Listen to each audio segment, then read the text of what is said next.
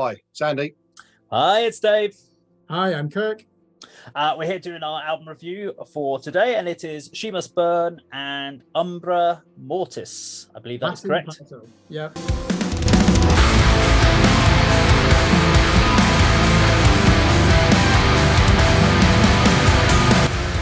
Excellent. Right, so we've all had a chance to have a listen to this album at least once all the way through. In some cases, like Kirk, probably more than once. And we're just going to kind of share what we kind of initially thought on it. I'm going to kick this one straight off today. It was quite an interesting album. I got this real kind of ginger vibe at points, which I quite liked that band. There was quite a lot of technicality at points going through the songs. I liked the different split vocal styles of the band with the real aggression, and then this beautiful, she's got an amazing voice. I really liked when she kicked in.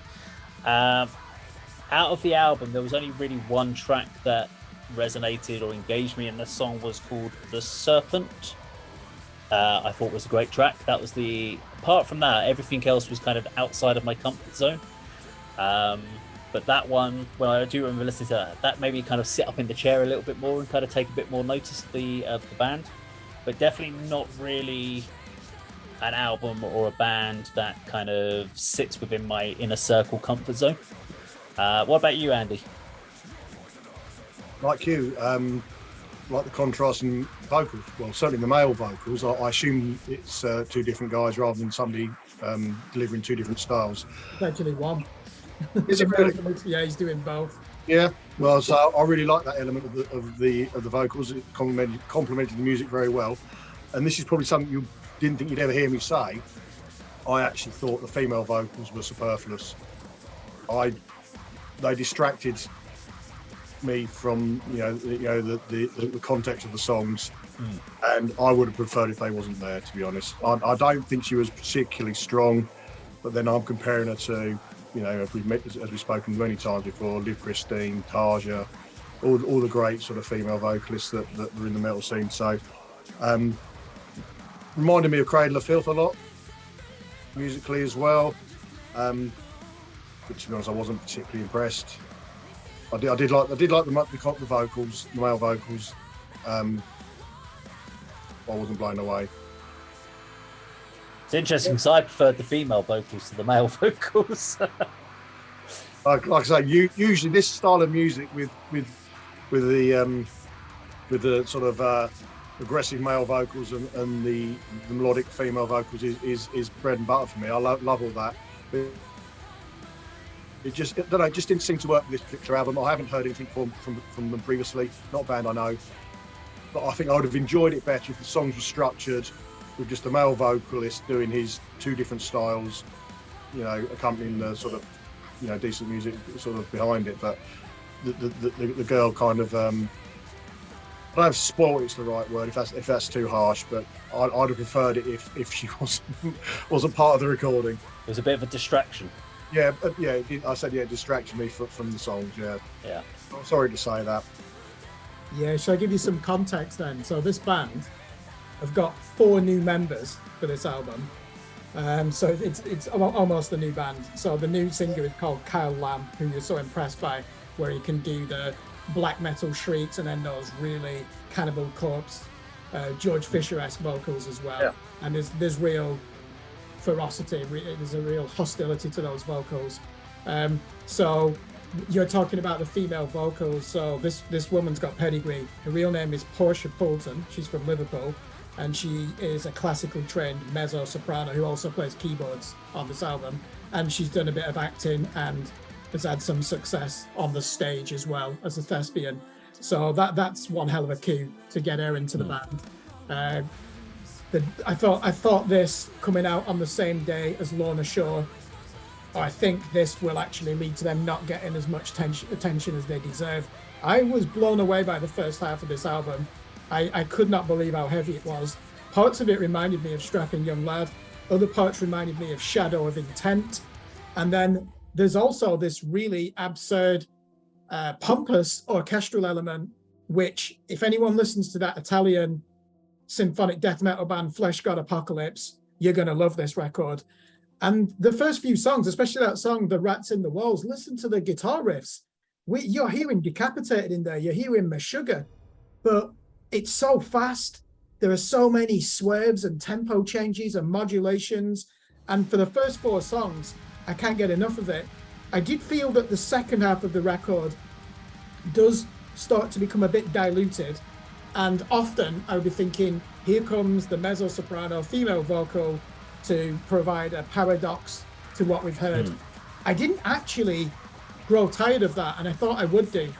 And at times, you're basically listening to a cross between Carnifex and Evanescence, aren't you?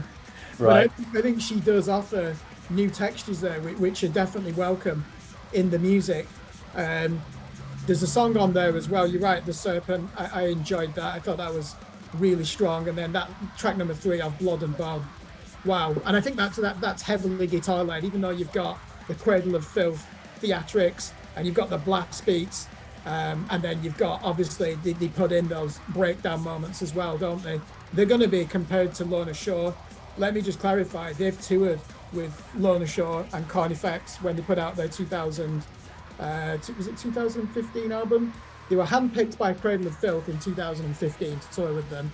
And they have toured with, Rings of Saturn, Carnifex and Lorna Shore. So the irony is, this band sounds like a perfect amalgamation of the former touring partners.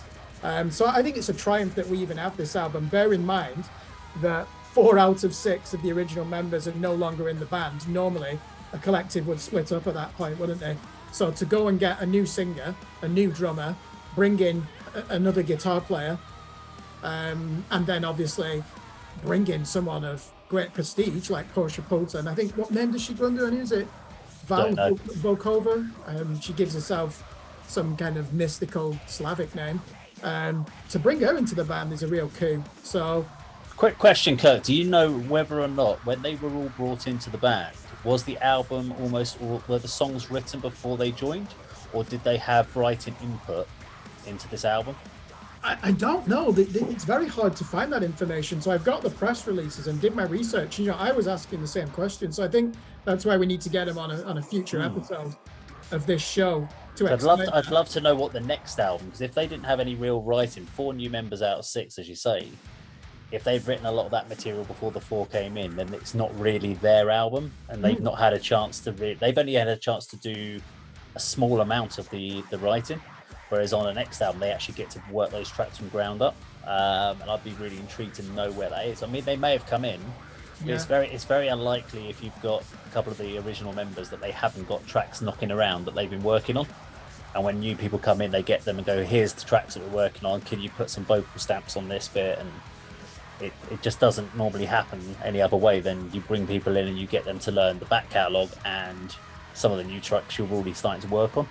So it would be interesting to know what that situation was when they wrote this album. Yeah, definitely. And as I say, look at the names of the bands they've toured with: Cradle of Filth, Carnifex. They started Download, I believe, in 2017. They've had a lot of attention between 2015 and 17 in Metal Hammer and Kerrang and publications of that ilk. So even though there's only 2 out of 6 original members in the band and they've had a radical surgery, I keep saying it's a triumph that we've even got an album. But yeah, good question to ask them when we get them on the show. Can I ask you two a question then? How would you, what genre tag would you give to this? I know people are annoyed that we have to put everything in a box and categorize it. Andy, how would you describe this music to somebody who has a basic understanding of the metal spectrum? I mean, I'm noting down that the previous releases are sort of in the deathcore vein. This is sort of more sort of Cradle of Filth-esque gothic metal, isn't it? I'd say, with the sort of contrasting vocals of, 3 levels of contrasting vocals, you could say. Dave, how would you describe it? It's a difficult one for me to even judge. There were elements, as you said, so gothic in there. There's black metal. There's a bit of death in there. There's a lot of there's some of the melodic death metal bands in there as well. I kind of got with bringing the female vocals, so it's like some of the early Scar Symmetry kind of album sort of styles that were coming in there as well. So it's kind of a bit of a mix of several different things, but I couldn't really I don't know enough about the different genre scenes to compare them. But yeah, no, it was an interesting band though. Yeah, I mean, I have fun with that because you can really put together some absurd descriptions. Yeah. So, like, you know, you could call that symphonic, blackened, extreme deathcore. I think most people will settle for blackened deathcore, but it's clear that they're going to be compared to Lorna Shore, their former touring partners, who we know is the most talked about band this year. But yeah, what about the drums? I'm interested to know what you think, David, because obviously you are a drummer. Were these overproduced? Was this the I have to be honest, so I listened to this about a week ago. I've made no real notes about it, which means I probably didn't pick up on any overproduction. I know when we talked about on the Lorna Shore, I didn't make a mention of it at the time, but I put down, like, when we talked about that drums feel very clicky, which was because of the triggers. Now, I didn't pick up anything like that when we talked about Seamus Burn, so I would say that drum-wise, they probably came out all right then. There was nothing sounding too compressed in there or anything like that. So I thought the song, they would have sounded okay. Yeah, Andy, what did you think about the quality of the riffs? Look at that face. It's like, why did you ask me that? Yeah, I mean, like Dave, it's been a little while since I actually listened to it, because we've had the current batch of album reviews knocking around quite a while. I can't. Sorry, I don't think to that. To be honest, If you haven't got extensive notes on some of the reviews, but if it didn't strike me as one I'd listen to again, I probably don't give it as much sort of airplay and investigation as perhaps some of them deserve. So I can't really comment on it, to be honest. See, it's easy for Kirk. Kirk's easy because you've got your review in front of you on your screen, so you can clearly read your notes. Well, I've got a book of notes, but they're not as in depth as Kirk. We should bring up his review on our screen, and then we can he can go, wow, I thought exactly the same. I give it a 7 out of 10, by the way. Just read out the first couple of paragraphs. Yeah, that's what I've been doing. Just one last thought for me, because I asked you about the riffs. So it reminded me of, that Canadian death metal band Cataclysm. Reminded me very much of them, and the singer is also in a symphonic metal band called A.D.K, who write concept albums about the Imperial Roman Empire. They put a good album out last year, so for our viewers, if you like Cataclysm and A.D.K and Flesh God Apocalypse, don't write these off as another symphonic deathcore band. There is a lot more there, and as we all agree, Cradle of Filth seemed to be the main influence on this band. So I think this is a heavy album, really extreme, lot going on. Okay, sorry, go on, Andy. I was just going to say, the Cradle of Filth I've mentioned yet again. I did when I did hear the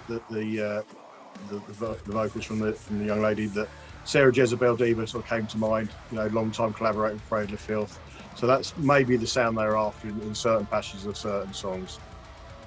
But as I said, I don't want to keep going on about it, but it did distract me from the music, and maybe unnecessary, because the contrast in vocals that the male vocalist was delivering, which I thought was two different guys, because they were so different, so extreme.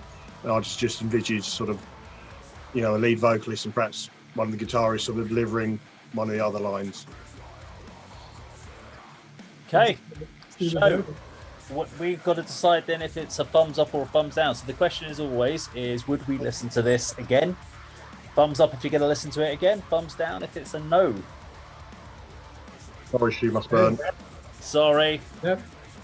We appreciate everything you do, but it's just not an album for the channel as a whole, although Kirk will be listening to it, I'm sure. I enjoyed it. So it's unfortunate it's a thumbs down from us at A.D.K today. But now, if you'd like to leave a comment, please do in the comments section down below. We do read them all. Please like, share, and subscribe, and we'll see you on another video sometime very soon. Take care. All right.